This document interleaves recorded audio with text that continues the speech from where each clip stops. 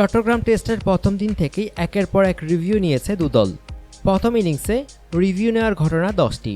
টেস্টে এক ইনিংসে এত রিভিউ নেওয়ার ঘটনা এর আগে কখনোই ঘটেনি।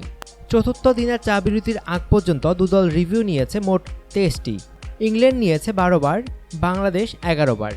প্রতি 80 ওভারে 2টি করে রিভিউ নেওয়ার সুযোগ থাকে। এর মধ্যে 2টি ভুল রিভিউ নিয়ে শেষ হয়ে গেলে 80 ওভার পর নতুন 2টি রিভিউ পাবে সেই দল। তবে আগের 2টি রিভিউ থেকে গেলেও নতুন 80 ওভারে সেই 2টি রিভিউ যোগ হয় না। এই টেস্টে 2টি দল এখন পর্যন্ত এতগুলো রিভিউ নিতে পেরেছে বেশিরভাগ ক্ষেত্রেই সফল রিভিউর জন্য। যে 23 বার রিভিউ নেওয়া হয়েছে এর মধ্যে আম্পায়ারের সিদ্ধান্ত ভুল প্রমাণিত হয়েছে 10 বার। কুমার ধর্মসেনার সিদ্ধান্তই ভুল প্রমাণিত হয়েছে 7 বার। বাকি 3টি ক্রিস গ্যাফিনির। শ্রীলঙ্কান আম্পায়ারের বারবার ভুল দেখে কেউ কেউ তো রসিকতা করছে। ধর্মসেনা রিভিউ সিস্টেম, সংক্ষেপে যেটা ডিআরএস। কেউ কেউ ডিআরএসকে ধর্মসেনার রিভিউ সিস্টেম বলে অভিহিত করছে। আরেকজন টুইট করেছেন, ধর্মসেনার কোনো সিদ্ধান্ত রিভিউ যাওয়ার পর এত দেখার কি আছে, ধর্মসেনা যা রায় দিয়েছেন সেটার উল্টোটাই তো হবে।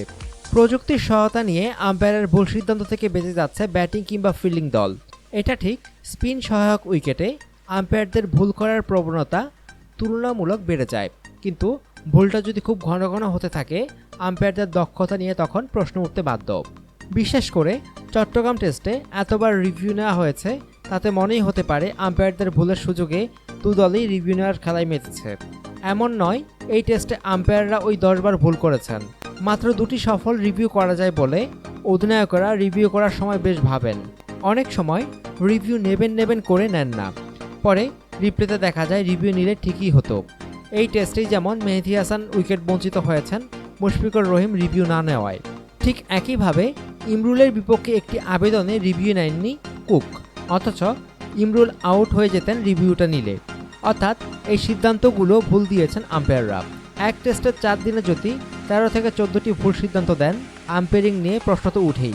বিশেষ করে ভুল আম্পায়ারিংয়ের কারণে বাংলাদেশের অতীতে ভোগার কষ্টকর স্মৃতি যখন অনেকগুলোই আছে। অনুগ্রহপূর্বক সংবাদটি শেয়ার করুন এবং খেলাধুলার সর্বশেষ খবর জানতে স্পোর্টস লাইট সাবস্ক্রাইব করে রাখুন। ধন্যবাদ।